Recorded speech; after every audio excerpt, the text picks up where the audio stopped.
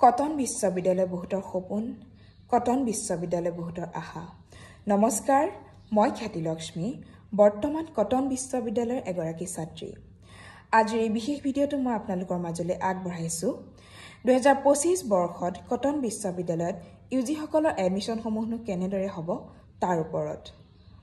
ইতিমধ্যে কটন কৰ্তৃপক্ষই কটনৰ যি অফিচিয়েল ৱেবছাইট আছে তাত এখন জাননী জাৰি কৰিছে যে 2025 বৰ্ষত কটন বিশ্ববিদ্যালয়ৰ ইউজি সকলৰ যি এডমিশন সেয়া সম্পূৰ্ণ এইচএছৰ ফলাফলৰ ওপৰত ভিত্তি কৰিব।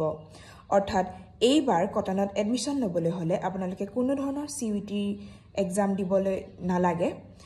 আমি সকলো জ্ঞাত যে বিগত 2 বছৰে কটন বিশ্ববিদ্যালয়ত CUETৰ জৰিয়তে এডমিশনসমূহ হৈ আছিল। 2023 বৰ্ষত সম্পূৰ্ণ CUET বেচিছত কটনত এডমিশন দিয়া হৈছিল আৰু 2024 বৰ্ষত 60% নন CUET অৰ্থাৎ এইচএছৰ ফলাফল চোৱা হৈছিল আৰু 40% CUET বেচিছত কটনত এডমিশন দিয়া হৈছিল। আৰু এইবাৰ 2025 বৰ্ষত কোনো ধৰণৰ CUETৰ মাৰ্কছ চোৱা নহয়, সম্পূৰ্ণ এইচএছৰ ফলাফলৰ ওপৰতেই 2025 বৰ্ষৰ কটন বিশ্ববিদ্যালয়ৰ এডমিশন নিৰ্ভৰ কৰিব। গতিকে যিসকলে কটনত এডমিশন ল'ম বুলি ভাবিছে তেওঁলোকক মই কটন বিশ্ববিদ্যালয়ৰ যি অফিচিয়েল ৱেবছাইট আছে সেই ৱেবছাইটটো সঘনাই চাই থাকিবলৈ অনুৰোধ জনালো।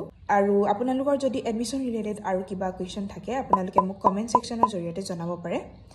আজিলৈ ইমানেই, আহিছোঁ। ধন্যবাদ।